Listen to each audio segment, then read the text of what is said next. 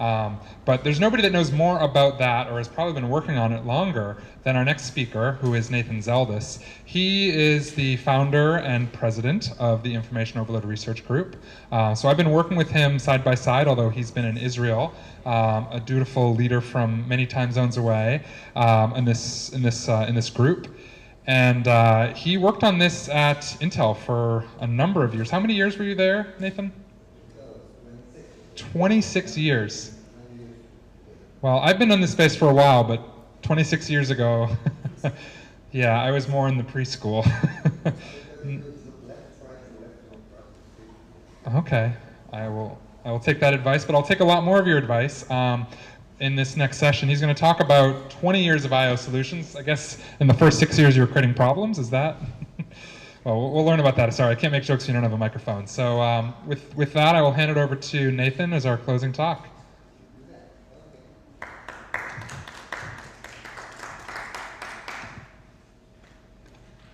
Okay, so here's what I want to do. I want to review the evolution of the solution landscape over these 20 years that I've been at it. And it's really a case of evolution. I mean, we started in the primordial muck and things moved from there in various interesting directions. I will also share some insights from this work I've done on this definitive guide of information overload solutions that I put a copy here for people to look at, because it was a slow, long process creating that, so it also gives us information in time. So we'll talk about solutions past, present, and future. Here's the first solution to email that I came to. This is Lotus CCmail as deployed at Intel. Interestingly, do I have a pointer or a laser or something? The pointer is the green button. Yeah, I got one of those. Here, one feature in Lotus CCmail that's missing to this day. Previous message, next message, trash this message. Previous message and trash this one, and trash it and move to the next one. These two buttons are extremely useful, completely missing in Outlook. So you're the Microsoft guy. So tell them when they fixed everything else, this one, okay? I mean, I was teaching people that because it does cut the time, halves the time to delete and move forward. Anyway, what have we got here?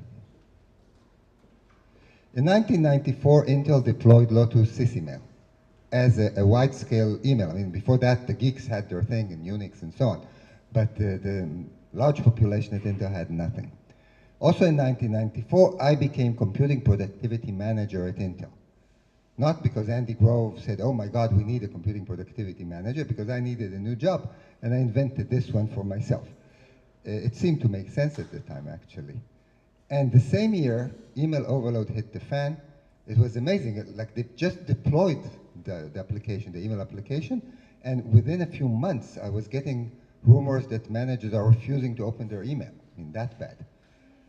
So I started talking to them and interviewing them, and I realized that they have absolutely no skills in using the email application, that there was absolutely no etiquette standards, of course, and the application itself was pretty weak and lacked useful features for coping with the overload. There was one solution at that time. It was called Outside In. It was an attachment viewer. So you could preview your attachment with, and CCmail was modal. So, it would freeze when you were looking at one attachment. This one got around that, so I got it on diskettes and actually paid for a corporate license and delivered it. Everything else we had to develop in-house, the etiquette standards, the training, the expectations, the skill training on how to use the application. And we did, and by the year 2000, we had what we called Your Time, which was a corporate-wide program that went top-down across the entire corporation and gave people the skills, the tools, the etiquette expectations, the group training, and so on, which worked fairly well. And then the word got out. Fast Company magazine interviewed me about it, and they accidentally published my email in the interview in print. So now I got like maybe 100 different organizations contacted me, and that included everybody from the US Army to the Salvation Army, literally both, and everything in between.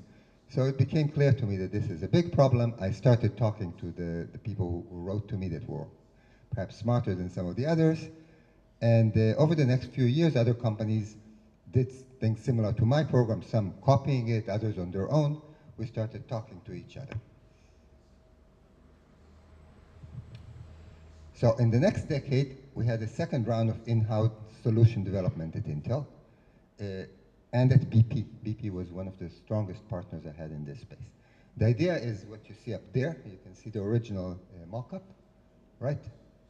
And of course, they wouldn't let me do that. So instead, we did this one here.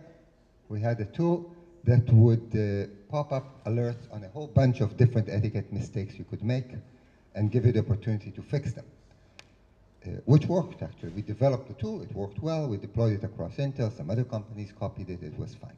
To me, this was the beginning of what I call technology-assisted behavior change, which is, yeah, you talk to them, you teach them, you educate them, but it's not bad if you know, the mouse is electrified and gives them a little shock at the right moment.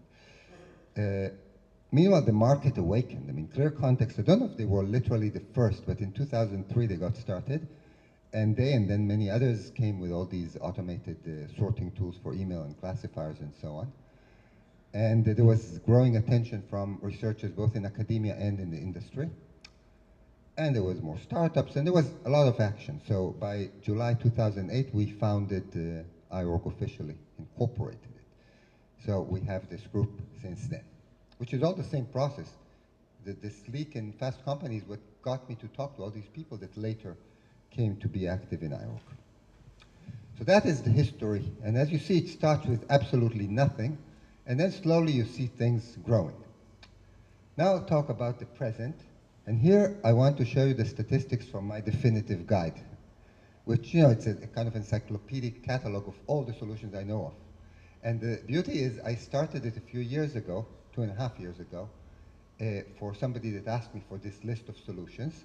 Then I let it rest for a while. Then I decided to productize it and update it and put it up for sale on my website.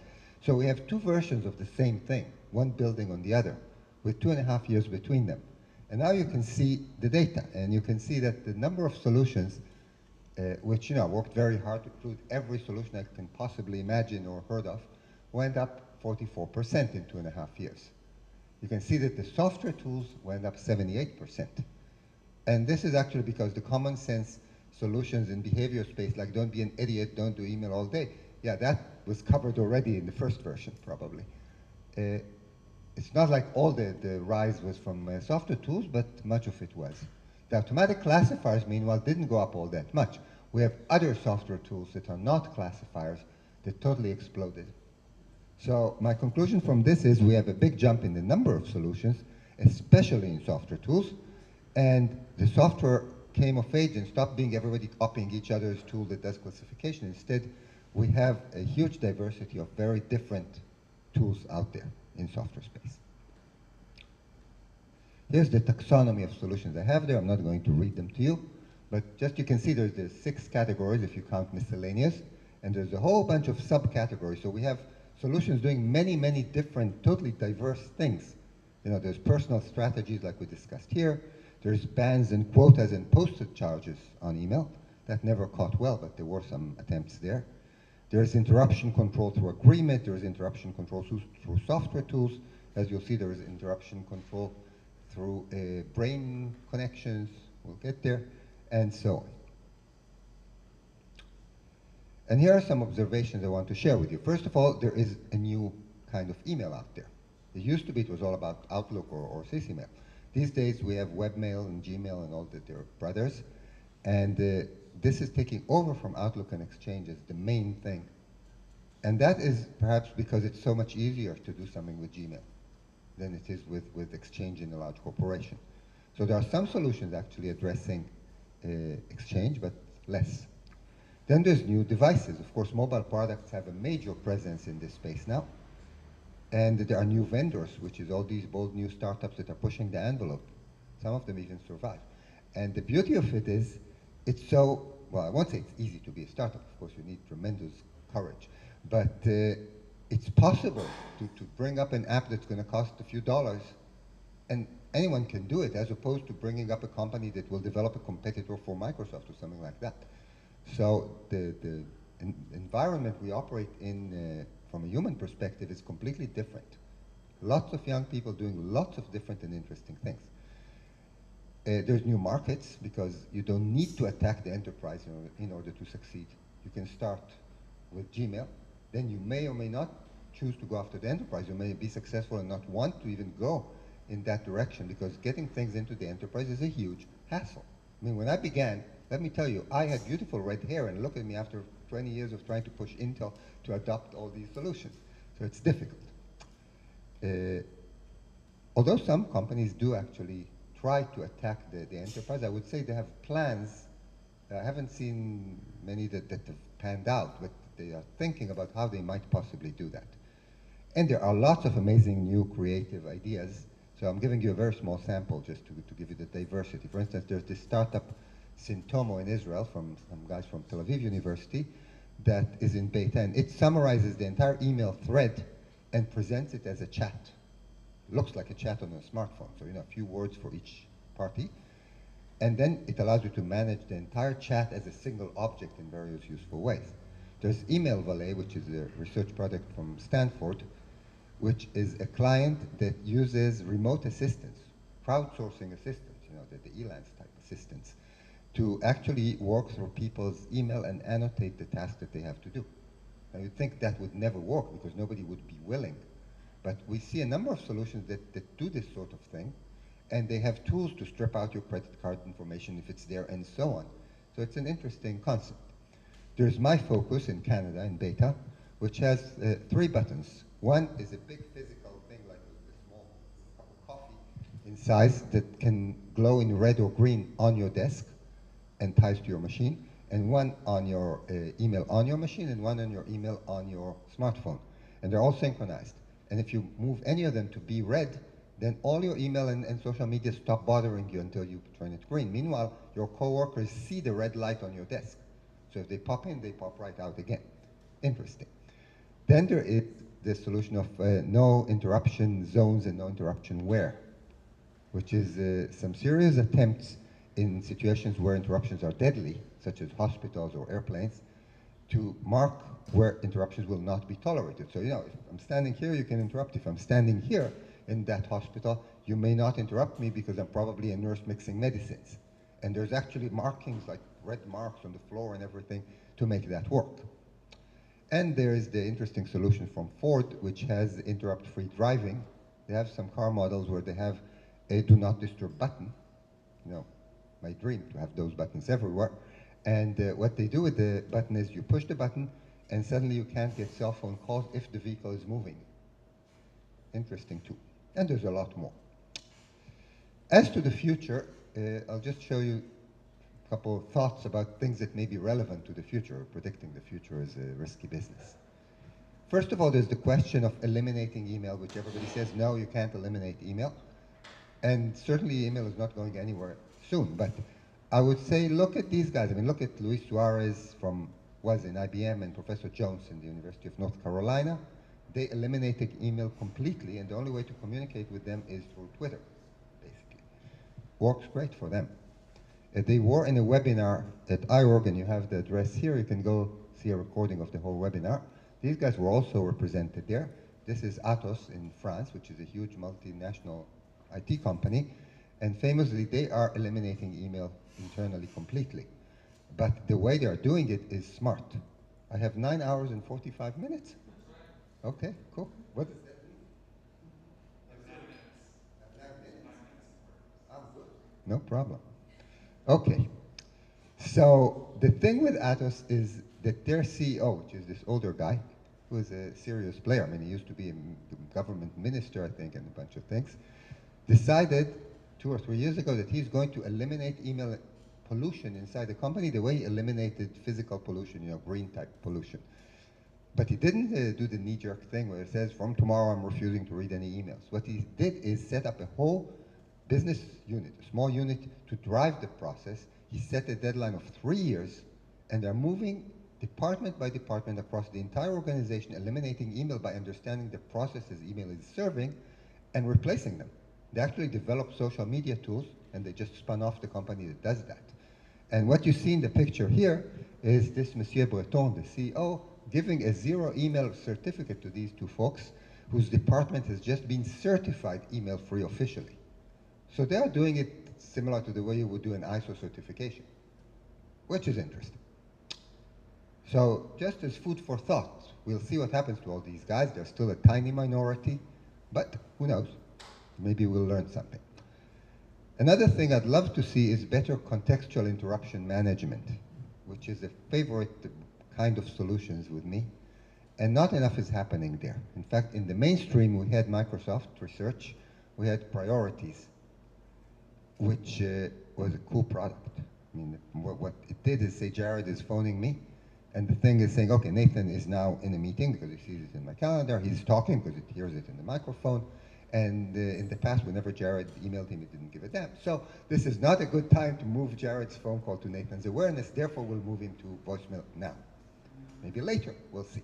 So this tool is looking at the context of your application, what you're doing, your deadlines and everything, every second, and routes everything accordingly, which is so cool, right?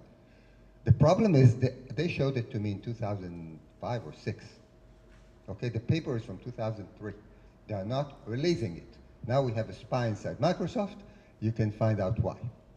I mean, my theory is somebody said, oh, the icon for this is green, that would dilute the Excel brand, or something.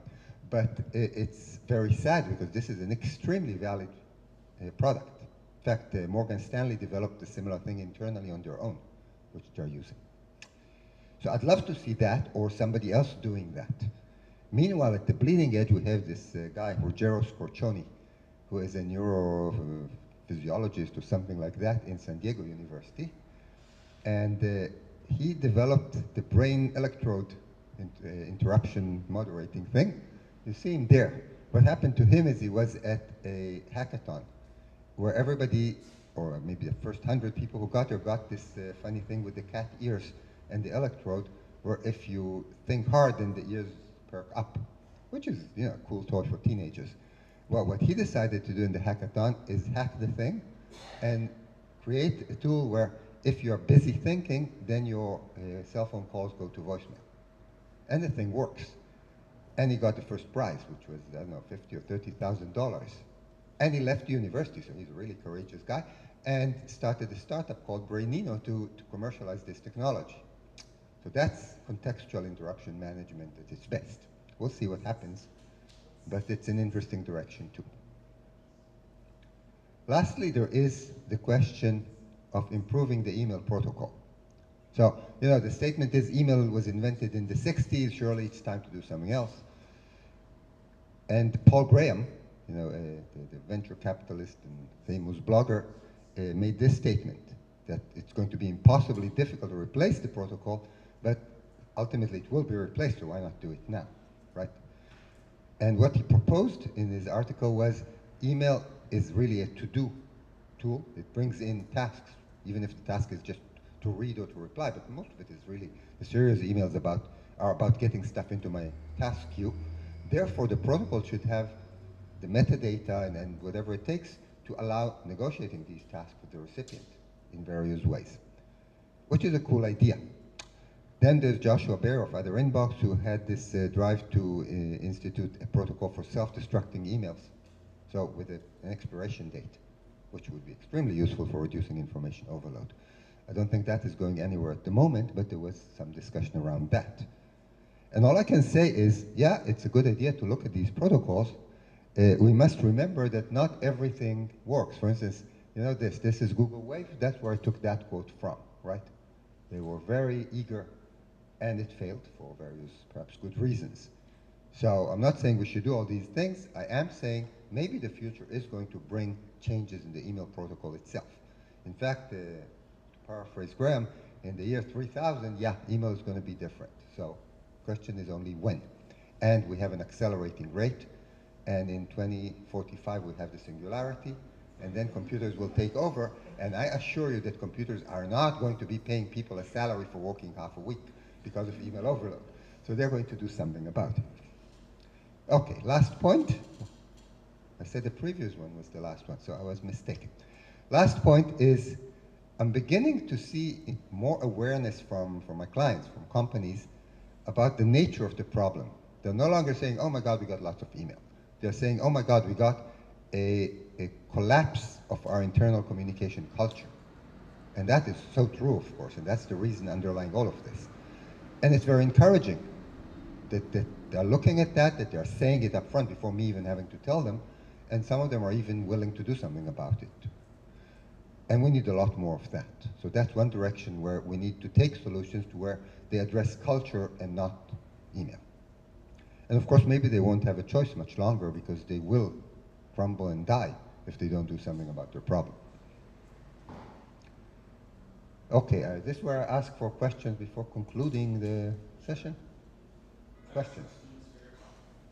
Actually, it's not a question but a statement. For some of you know, thank you. Some of you know that Basics published a research report on Intel's information overload activities, which at the time in 2007, we sold for, I think, $9.99. Anyone here who's attending who would like a copy of that report, just tell me, give me your card and just write Intel on the card, and I will be happy to send you a complimentary copy. Thank you. Now you're going to see all my trials and tribulations at Intel. Okay. All right, so closing thoughts. Other questions? Were you handing it over to questions, I thought? Question. So you say that your smarter clients or some of your clients are realizing that it's more of a cultural problem as opposed to a generic information overload problem. Does that change how you address it with them? Well, the way it works is this. If they are not willing to address the culture problem, then there's nothing I can do, right? Because they're the boss, they're the customer, they're always right. As soon as they let me get a foot in the door on the culture, yeah, that's what I try to address, because I've been lecturing it for years. Doing that is going possibly to help in a serious way. Installing minor solutions here and there, or posters in the conference room saying don't send unnecessary email. Okay, that's fine. It's better than nothing, and it's cheap. They can do that, but we need to go deep and wide is what I call it. Wide is culture, and deep is look at the underlying issues, which are all deep in the murky part of the culture. The mistrust in the organization and all the cover your ass and all this stuff they need to address. And can I just ask a quick follow-up to that? What's that? As a quick follow-on to that, is it something that can be done top-down, or does the cultural change need to occur from the base and go up, or can it be enforced top-down? I would say in general, cultural change needs to go top-down. The way I distinguish is any solution that will make you go through your inbox faster, everybody's willing to sign up for that. Any solution that will make you behave by not sending your colleagues unnecessary email, where your interest is to send it, right, because you want them to notice you, has to come top-down. I always say it's a game theory thing. It's a prisoner's dilemma. And only management can change the payoff table of the prisoner's dilemma in an organization. Other questions? For Mr. Zeldes. When you say top-down, who in the organization is typically the driver of this change? Well, ideally, you would want to have the CEO. In practice, you can probably afford to make it one level below that. An interesting observation I once heard is that the CIO is the last person you want, because their interest is to keep the business running, no viruses, and that's it. But the CFO may be an interested party because all this waste goes to money, basically. Okay, CFO is probably the best. Well, interestingly, just to that point, there's now a lot more CTOs than there were in the past. A lot of government agencies in particular used to have only CIOs. Right. Now they have CTOs, which are starting to focus on that side of That's the point. Also, house. HR managers, by the way, tend to They just be don't have involved. clout usually, but they should. Okay. Other questions? You know what? Hey, I'm the speaker, and I decree that there will be no more questions. Come on. Okay, let's move Let on. it be done. Closing thoughts. It's for all of us. Concluding thoughts. Well, both. This is not about my speech here. This is about today. And I really want to say it's great having you here. Traveling quite far, although Nina kind of stole my thunder on that. But it's a long trip, and I really like to make it because I meet all these people here when I make it to this place. And I want to point out to you what you and me and all of us can do once we all go home to help keep things going in the right direction.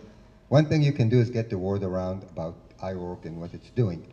These days, the barriers to entry into iWork have been reduced very considerably.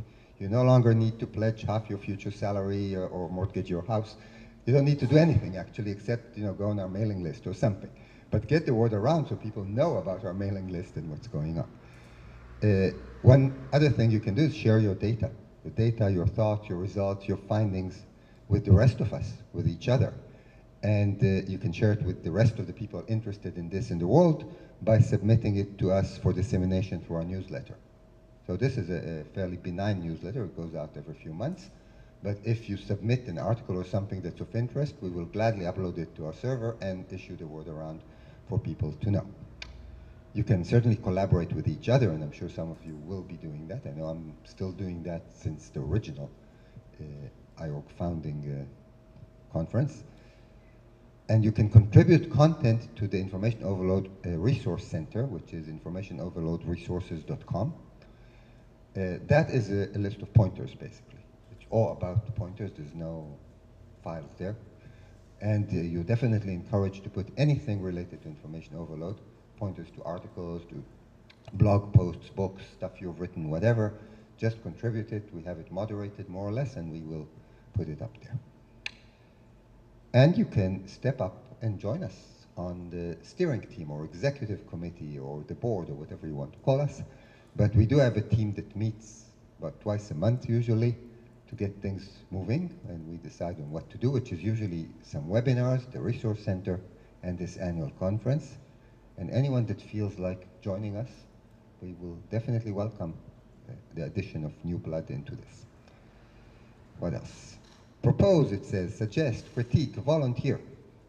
Make us a better organization. To do that, just write me, and we'll discuss it. But it would be great if you did, actually. I think each year we have somebody joining or doing something significant as a result of this. So we don't know which of you it's going to be, but we will find out. And if there's two of you, that's good too. That counts as concluding thoughts. That's wonderful insight from the founder. Cool. Thank you. And actually, for the other folks that are on that board that he was just speaking of, if you wouldn't mind just coming up here just so folks know who you are. Joshua, Jonathan, Marty, anybody I'm missing?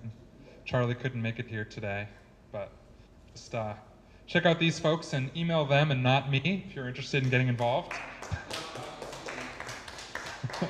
I am done. Just let the video reflect. This email is no reply at IO. There you go.